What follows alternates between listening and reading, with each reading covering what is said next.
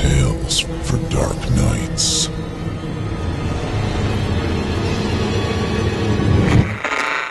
Want to make sure you never miss a Chilling Tales for Dark Nights video again? Be sure to subscribe and hit that bell to turn on notifications. Restoration by Jordan Gilbert, performed by Otis Jiry. Part 5. I get pulled out of the squad car in my Sunday best and led into the police station. Fingerprinted? Great. Mugshot? Awesome. Pat down. And this day is going great. I started off burying my family, only to get arrested for the murders in the evening. The pat down is a bit odd. The officer who's doing it stops at my coat pocket, doesn't pull anything out, and just waves me by after removing my wallet. I'm finally plopped into an interview room. There's a little two-way mirror about a 2-foot square, a table, and 3 chairs, counting mine. I notice they're bolted down, which makes sense, as I'm sure they don't want folks going full Jerry Springer when being interrogated. I try to contemplate how I wound up here, thinking about where everything has been going and how. I think of a way I can maybe convince the detective who arrested me that his partner isn't who he seems. Could that work? I think of scenarios where, if he was convinced, what would happen? I know Belial can move objects. I saw that firsthand. Something tells me if I had not been handling highly sacred objects, he'd be able to pull me too. If I blew his cover, would he just kill us and everyone in this place? Or worse, would he kill his partner, a la Darth Vader force choke, and spin another frame job on me? Should I even count Belial as a he, or should I just be using it? Despite all this, I'm feeling oddly calm when I see both of them walk into the room. The black detective sits down and clicks on a recording device which is embedded in the wall. So, Mr. Massione, I'm Detective Aaron Brown. We just want to ask a few quick questions, and then we can all go about our day. I look at Belial, who's letting his partner do the talking for now. I'll be happy to answer them, but I'll say this much. I didn't murder my family. Detective Brown just nods and smiles. Of course. He looks down to a file folder, pulling out a piece of paper.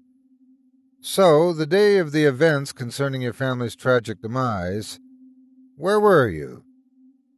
Belial is smiling wickedly. I was visiting a work site and in my office. I was looking for some equipment I had left behind. I say plainly. I'm not entirely lying, after all. This work site. How far away from your house was it?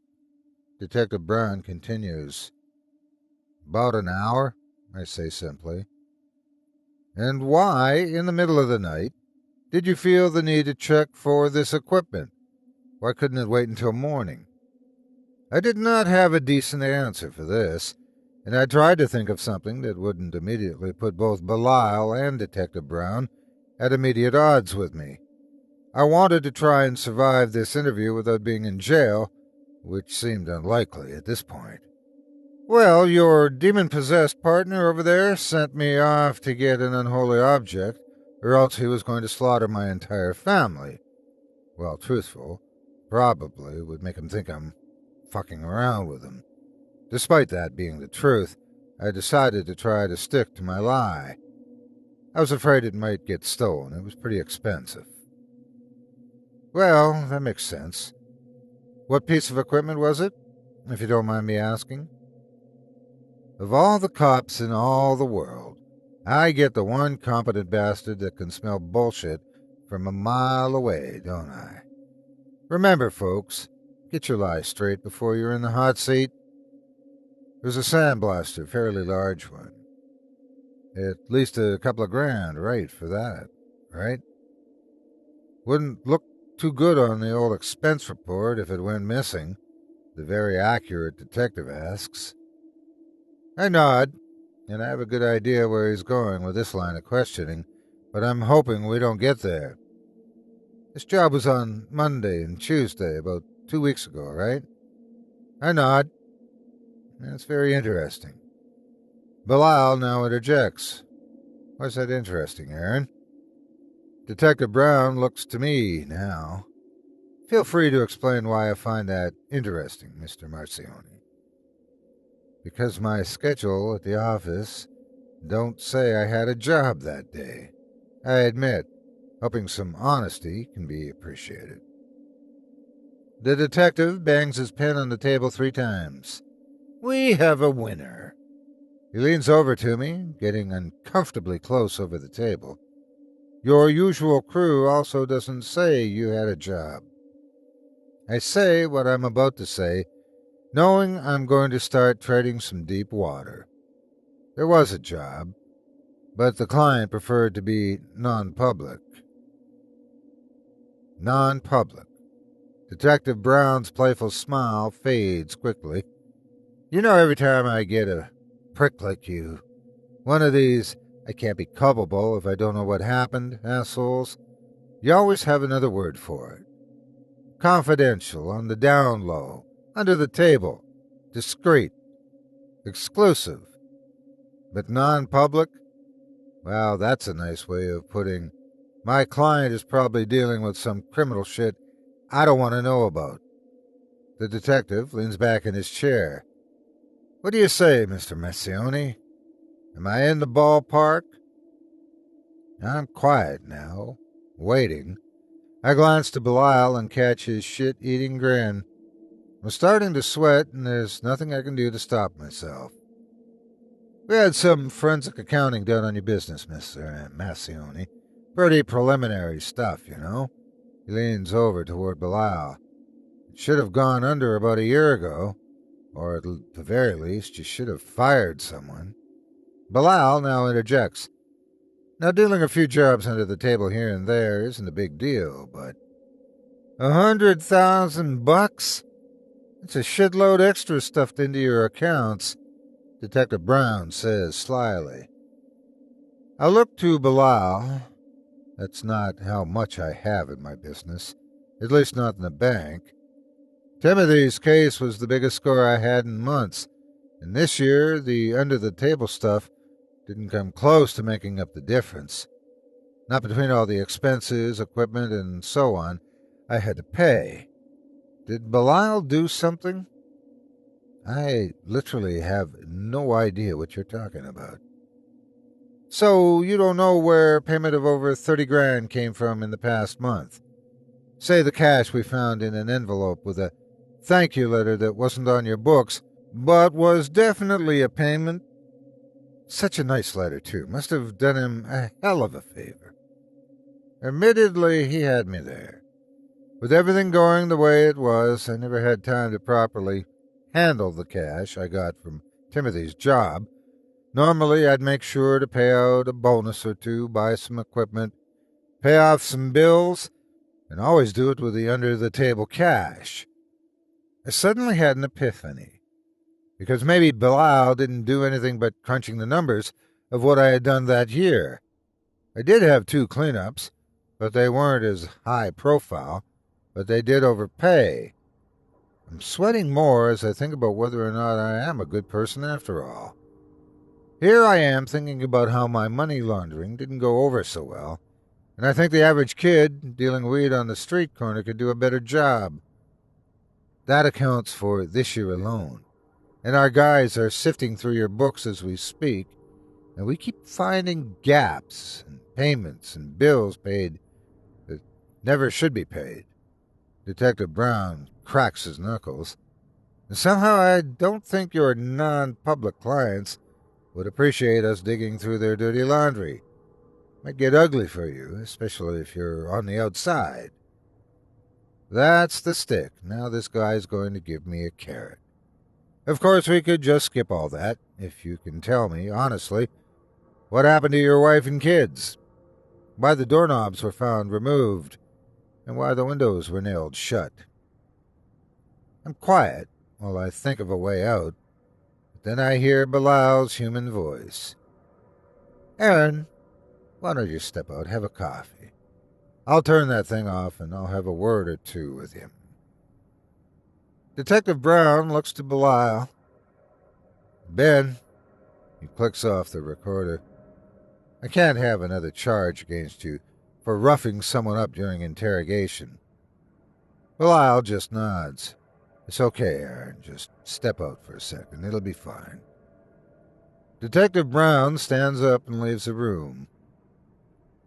I'm pretty sure about half of all of that was normal good cop, bad cop setup, but with Bilal alone with me in the room, I'm pretty sure I got the good cop, satanic cop game played on me.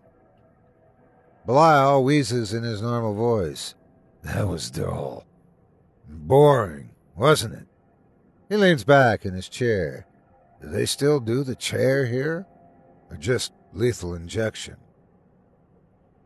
I narrow my eyes on him. Lethal injection is fun. A lot to go wrong. Bilal's eyes are on me as he leans back grinning. "You can feel your heart and your lungs start to shut down sometimes." I adjust myself nervously in my seat and suddenly feel something in my jacket pocket. My hand discreetly checks it while Bilal leans back in his seat, looking to the ceiling lights. It's round, cold, and I feel a cap. I try to hide my excitement. It's the same type of bottle that Sandy and the kids drank. I wonder what it would do if I doused him in it. I also wonder how it even got into my pocket, but I'm much more concerned with what to do now that it's here. You know, beheadings were technically more painless. He looks me in the eyes now. I miss beheadings. He moves his now healed left hand up to his temple, resting his head on his hand. I notice he's only sporting 3 of his black rings, and I remembered how one crumbled away from touching my wife. Hangings, too. Nothing beats when the rope doesn't snap the neck and you're just left being strangled by the rope, all the while you piss and shit yourself in front of a crowd. Now or never, I think, as I thumb the cap off the bottle in my pocket. "Shut up."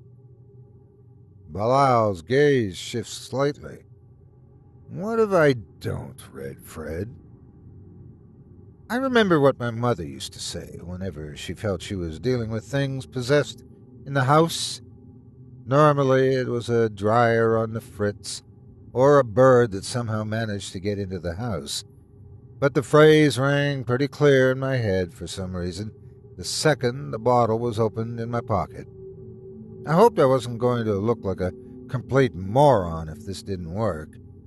I splashed the contents of the bottle on his hands first, then his face. I made sure to get every one of those rings covered in the water, too.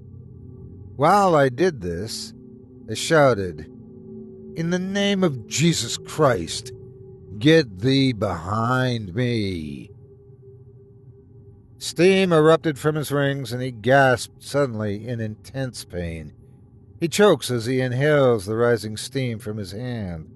He stands up quickly and presses himself against the wall, and as he backs up to flail as if he couldn't breathe. I kept splashing him and got a bit on myself in the process. I was a bit frantic at this point. I remember every time I saw an exorcism flick and start chanting, "In the name of the Father, the Son, and the Holy Spirit, leave this man," interjected with a few, "The power of Christ compels you." If not for the apparently seizing man across from me, I likely looked ridiculous. Bilal is wheezing, hacking, and coughing. His rings have broken and crumbled to the ground. I feel like I'm missing something serious in all this, because he's still in front of me, his yellow eyes swirling and glaring at me. I can almost hear his voice in my head as if it's saying, "When this wears off, I'm going to murder you." I'm pretty sure I'm just pissing him off right now, but he's definitely weakened. I looked at the bottle, and I notice something is written on it. Is it a parable? I splash Belial one more time and read the bottle. Then I give my own shit-eating grin to Belial and read the writing out loud. Most glorious Prince of Presence, Saint Enoch, the knower of secrets, heavenly scribe, the governor of the world, expel from this cursed flesh the fallen before me. After the words leave my lips, I feel dizzy. I'm not sure if that's because I just might have successfully cast out an all-powerful demon prince, or because I'm being tackled by Detective Brown. Either way, when I hit the floor, I'm completely winded and not sure if I can keep chanting. "What the fuck did you just do to my partner?" Detective Brown shouts. From his point of view, things have gone far too south, far too quick. Maybe he did just get a coffee and came back to see his partner being dosed in what looked like acid from the outside. Both of us are distracted, however, as the screams coming from Belial change pitch. Suddenly they go higher, shrieking, and I watch his mouth open unnaturally wide as his head points upwards, his back arching unnaturally, arms stiffening to his sides as he begins to shake. The form of a man crawls out of its open mouth, naked from the waist up. His eyes are yellow and black swirls of smoke, his form translucent, his brow is furrowed, his long black hair seems to float over him as if he's under water. His face, his body, his arms, hands, every part of him looks physically perfect, as if some male fitness model just appeared out of this guy's mouth. His form grows, it fills the room, moving over the ceiling as I notice a pair of black wings appear to be on either side of him. They look like black flames. The flames rising from each wing seem to make the room hotter, and ash falls from the bottom of each. The wings are so large they fill the entire room and block off the exit. I'm suddenly hit with a strong sense of sulfur, and the shrieking from the physical body of Benjamin grows louder. Belial's left hand reaches out toward me, his teeth gritted. "Fred!" His voice hisses louder than I've ever heard it before. No longer a wheeze, a vile breath reaching me, and the detective makes me retch. "Not by you, you pathetic, sinful, mortal!" He yells, his voice bellowing and shaking the room. "I will not be cast out by the likes of you!" The room shakes even more, and his hand almost touches me. His finger appears to turn to smoke, and his hand grabs his chest, his wings wrapped around himself. Above him there's a more terrifying sight.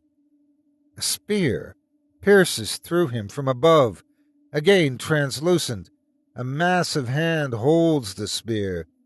The hand is black, clawed, and seems to be scaled like a lizard. A giant lizard head pushes down from the ceiling, white glowing eyes drowning out the light of the fluorescent bulbs in the room, and more contrasting black scales along its muzzle. I can make out a pair of horns near the back of its head, but they disappear into the ceiling. I hear an unearthly roar as the spear is pulled back and then thrust through Belial again, hitting him in the chest, right into where I assume a heart would be, if the bastard had one. Belial screams once more. His voice shakes me to my core. "No! No! Do not send me back!" As his last words, suddenly nothing but a black ball hovers over the mouth of Belial's previous host. I see the black lizard's face open its maw, and a white light douses the little ball over Belial's former body. Suddenly, all the air seems to be sucked out of the room, and I feel a massive pressure smash into me and knock me and the detective into the far wall as the black ball seemed to explode in bright white light. I hear nothing but ringing in my ears right after I hear glass shattering, and the sounds of alarms blaring. Someone grabs me, hauling me out of the room. As I'm being shuffled out, dust and chaos all around me, I see Belial's body lying motionless on the floor, his partner shouting something or other to the officers. The officer who has me keeps pulling me and roughly handling me. I feel weak. They shield my eyes as I'm suddenly outside, then thrown into the back of a car. My ears barely stop ringing, and I think I have myself composed enough until the car starts up, speeding off, sirens blaring. I hear a Latin accent again from the front seat. That was amazing, Fred. Good job. I look up and see Chavez wearing a police cap and uniform, giving me thumbs up. Right before I pass out, I realize that the cop who gave me the pat-down must have been Chavez. He put the water into my pocket. I chuckle as I lose consciousness. I'm woken up by a knocking on the rear window. I groggily look up to see Chavez's smiling face on the other side, now without the policeman's cap on. Fred, wake up, man. Let's go. The door opens and I'm dragged out. Chavez gets me to my feet, but I feel weak and can barely walk. You did great, Fred. You did. Hang on a little bit longer. I can't go on and fall to my knees. Everything is still spinning. St. Timothy! Shouts Chavez. Quickly! Before I know what's going on, I see Timothy rushing towards me. You have to heal his spirit, Chavez says.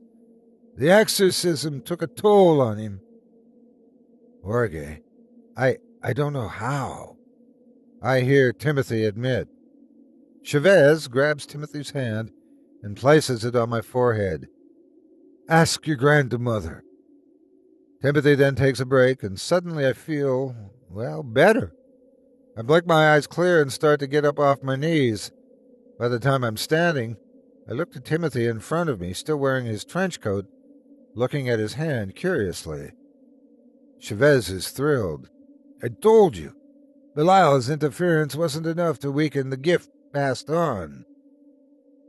Timothy nods, seemingly in shock, and then looks at me. You did well, Fred. I lean up against the car and look Timothy in the eyes. So you're not an angel? Timothy shakes his head, but Chavez protests. He is. Chavez smiles to me. But he's young still. He doesn't know his own strength, Fred. I look to Chavez oddly. How do you know? Because I read, Fred. I read the Bible. He points to Timothy. He's the grandson of St. Dinah, daughter of Enoch. Timothy just nods. We can talk later, Chavez. I think Fred needs to know where he is. Chavez smiles and points to a 2-story house. That's your new home. I look around. There seem to be a few homes sprinkled here and there, but it looks like I'm in the middle of Midwestern bumfuck nowhere. Timothy and Chavez make their way down the walkway toward the 2-story home, and I follow. When Timothy gets to the door, he knocks 3 times. Fred's here, Timothy says as he knocks. The door opens, and I see Sandy's smiling face. I run past Chavez and Timothy. I hug and kiss her for what feels like too short a time, right up until I get a firm punch to the shoulder. Timothy and Chavez both wince. Never take a job like this again, she says. We were scared half to death. She takes a deep breath. Also, we're going to start going to church, like a lot. I thought you were dead. You and the boys, I said softly. Suddenly Sandy is glaring at Timothy. Oh, you did, you? She charges at Timothy and proceeds to hammer his shoulder a few times, punctuating each hit with a word. Timothy, how dare you do that to him? Timothy gasps in pain. I'm sorry, Sandy. She turns around sharply and walks back inside. The boys are playing video games right now, and they won't shut up about how the internet sucks. Now get in here while I try and figure out dinner. I hear a litany of other complaints from her, from the stove to the refrigerator and the like, which is typical of her. I walk inside, relieved to find my wife safe and still slightly crazy, and greet my two boys. For the first time in weeks, I feel happy and free. After dinner, where my boys challenge Chavez to a round of some first-person shooter, I see Timothy in the backyard looking out over more than an acre of property, apparently mine, the sun setting in the distance. I walk toward him, looking him over. So how old are you? 25. Timothy says, Jesus, I have 15 years on you, I say plainly. Timothy nods. How exactly are you an angel? Timothy shakes his head. I'm hardly an angel. Certainly not a saint like Jorge keeps calling me. So what are you then? At best, half angel, half... He looks far away into the sky. Monster. Care to elaborate? I'm done being in the dark. So we're breaking the no questions asked policy. He smiles as he turns to me. I nod. Yes, because I won't be doing that anymore, I shudder. I was worried enough about the cops finding out what I did, but I took a deep breath. I guess I didn't realize what else was just as interested. Timothy just chuckles. To answer your question, I'm the grandson of Dinah and Enoch, who's the daughter to Enoch, of course, known as Metatron, the voice of God. Enoch, that's the guy I shouted about in front of Belial. Timothy nods. Most exorcisms don't go that well. Part 1 is getting the name of the spirit infesting the body. Part 2 is ensuring you have the correct angel to get the job done. Most possessions, you can invoke Michael the Archangel, and they'll go screaming because Michael's the commander of God's army. Half the time, Michael will actually delegate the task to a lesser angel, but that depends on the individual's faith and resolve. That can drive out most lesser demons. For Belial, we needed bigger guns, but a stronger resolve. That's why we needed you seeking justice and retribution. Otherwise, you may have died. Timothy frowned to me. It's why I had to make you believe Belial had killed your family. It was hard, as I can't lie. I try to let that not sink in. So, you can't lie at all. As a descendant of Enoch, it's kind of in my blood. I mean, someone who speaks for God has to lack the ability to lie, of course. I try to think of a time when Timothy lied to me, but while he withheld information, he never did lie. My family's souls are safe, that was true, and he didn't even lie about the blood or how long it was there. Also explains why he was shit at haggling. That means you talk to God?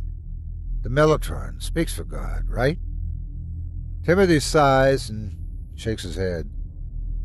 My mother was stolen from Dinah when she was a child, stolen by none other than Belial. He corrupted her, filled her with hatred and despair. She had me with a... Let's say that he was just a mass murderer. A fallen prophet. One of the people who destroyed the temple we had to restore, actually. So that's the monster half, I ask? Yes.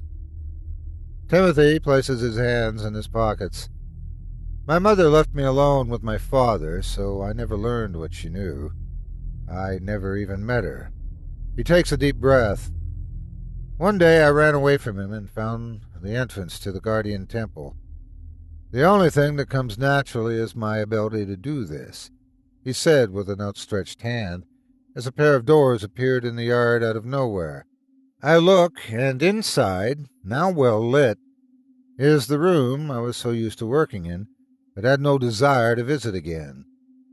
I used its gates to come to this world, joined the military, rose up the ranks, and gained influence, because I'm going to fight my father. He looks to me. I'm going to stop him and his sister from destroying another world. To do that, I needed a base. I did my best alone, but I needed help to fix the temple up. So you called me. Timothy nods again. I didn't lie about how I had heard of you. Everything else is settled. How did you save my family? I thought they were dead. I saw bodies. Timothy laughs. I got your message. When I did, I realized the mistake I made, that I didn't know where you were and that you had a family. But you should thank Chavez. He knew where your address was.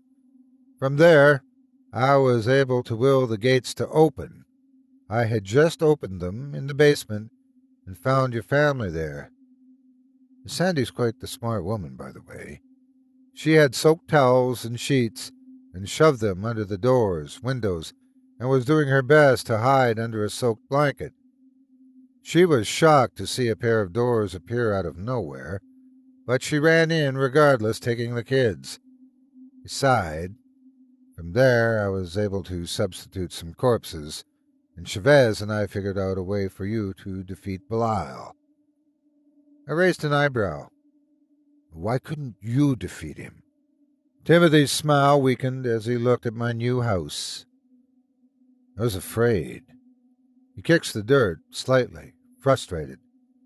Belial manipulated my mother, stole her away from my grandmother, and nearly gotten his hands on something that could have handed him the world, all because of my miscalculations.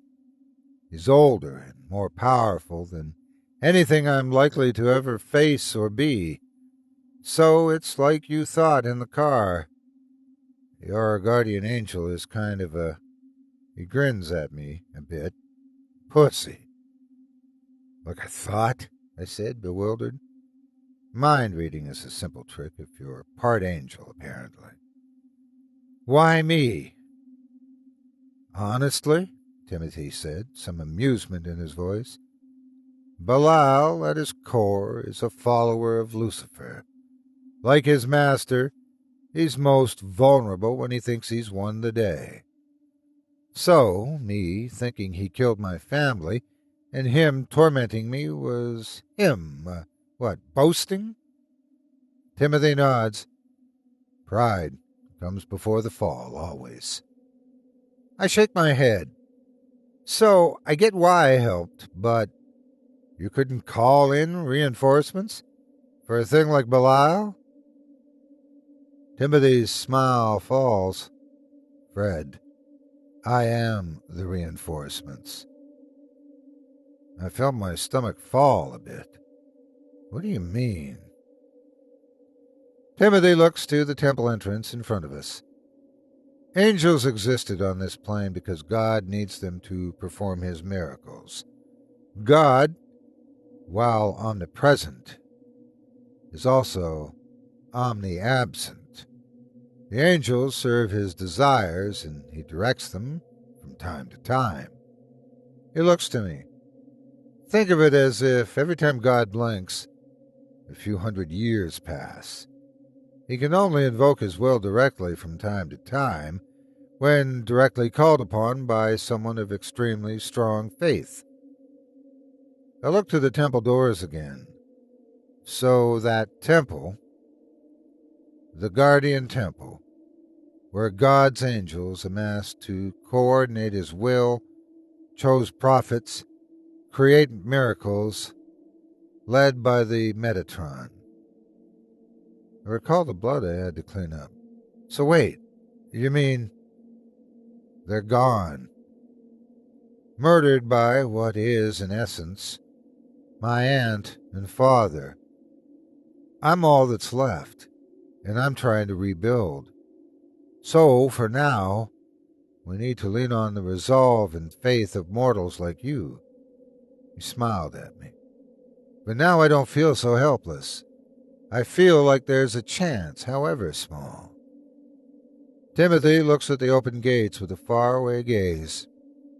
We're losing, however. I'm not sure how long it's going to take me to recover and get the upper hand. How long do you need? I asked like I could do anything. 15, maybe 20 years. Which reminds me I need to get back to work. Timothy gives out a sudden whistle. Chavez and I should go. We've caused you enough trouble. Chavez? Still? I laugh. What do you need him for? Timothy looks to my house again with a look of serenity as I see Chavez riding out towards us with a plate with a slice of cake on it to show me what I can hopefully become. St. Timothy, I'm coming. Also, Miss Bessione made you a cake, Chavez shouts. Timothy narrows his eyes. I swear, Chavez, if it's angel food cake. Chavez just smiles broadly at the pun. I groan as Chavez hands over the cake to Timothy, who's also rolling his eyes, and they walk toward the doors. Timothy stops before closing the doors. If you need me again, you have my number. The doors close and vanish into thin air. I hope I never see you again, I say out loud as I head into my new house. Epilogue. 10 years later, and I work in restoration.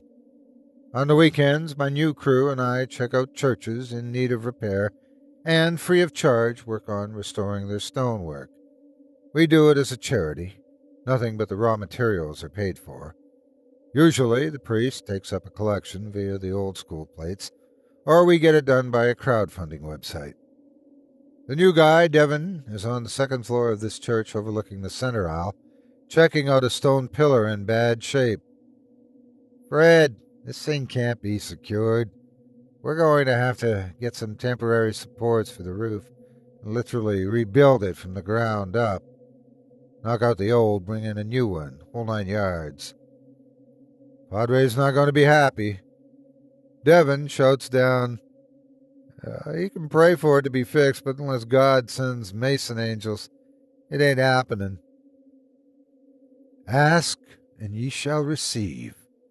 The priest of the church apparently overheard us, and he walks toward me. Dare I ask? I'm sure that's expensive.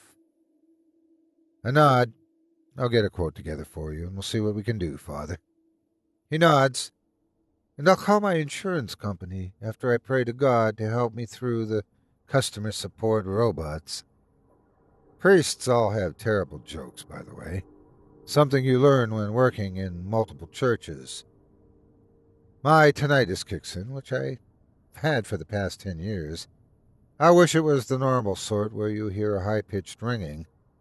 It's not, it's a high-pitched scream. The sort I heard when Belial was cast out. I pull out some eardrops, which I keep in the same bottle Chavez gave me. The screaming stops pretty quickly. The priest looks at the bottle for a moment. St. Enoch? Obscure. I laugh. It was a gift from a friend of mine, Timothy. The priest nods.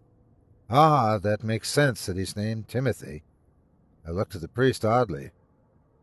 Why does it make sense? The priest smiles at me. Well, my boy, Timothy means follower of God.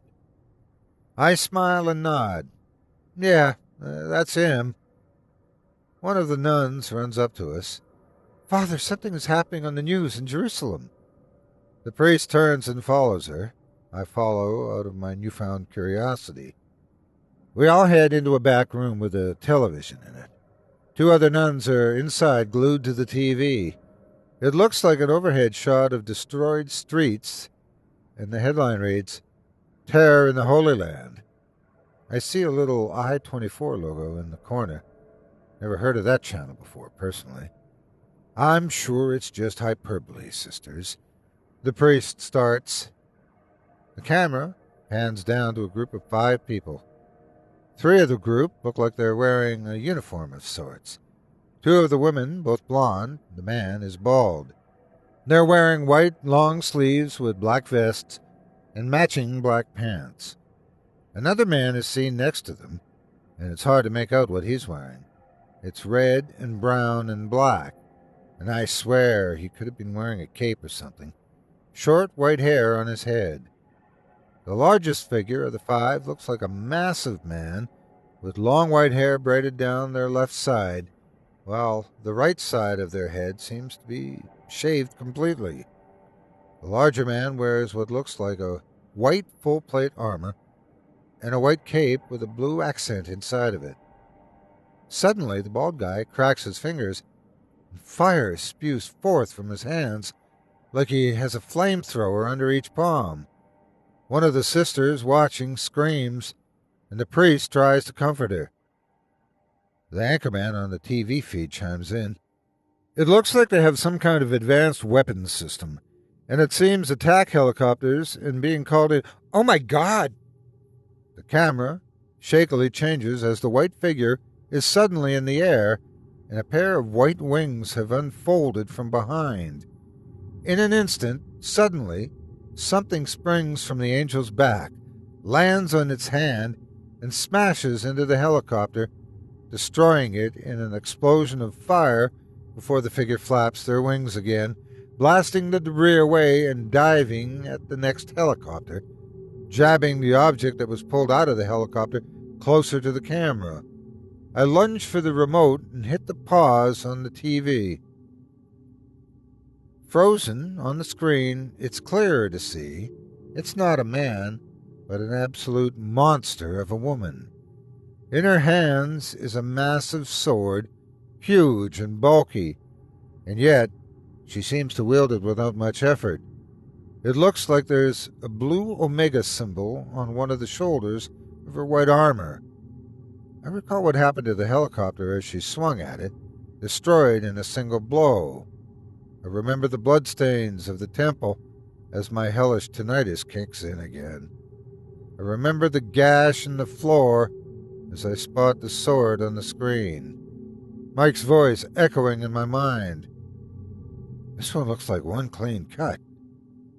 The voice of the woman who Timothy was talking to in the temple behind the barricade, and I remember what she said over the sound of machinery. It was her, wasn't it?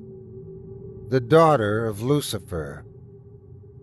One of the nuns asks, Is that an angel?